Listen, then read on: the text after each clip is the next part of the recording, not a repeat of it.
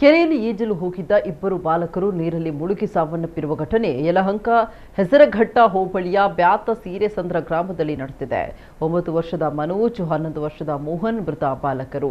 ಮನೋಜ್ 3ನೇ ತರಗತಿಯಲ್ಲಿ ವ್ಯಾಸಂಗ ಮಾಡ್ತಾ ಇದ್ದ, ಮೋಹನ್ 5ನೇ ತರಗತಿಯಲ್ಲಿ ಓದ್ತಾ ಇದ್ದ. ಭಾನುವಾರ ಶಾಲೆಗೆ ರಜೆ ಇದ್ದ ಕಾರಣ ಕೆರೆಗೆ ಈಜಲು ತೆರಳಿದ್ರು.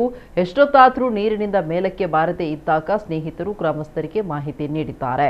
ಗ್ರಾಮಸ್ಥರು ಬಂದು ಹುಡುಕಾಟಿ ಕೆರೆಯಿಂದ ಇಬ್ಬರನ್ನ ಕೂಡ ಮೇಲಕ್ಕೆತ್ತಿರಾದ್ರೂ ಇಬ್ಬರು ಕೂಡ ಅದಾಗಲೇ ಮೃತಪಟ್ಟಿದ್ರು ಅಂತ ತಿಳಿದು ಬಂದಿದೆ.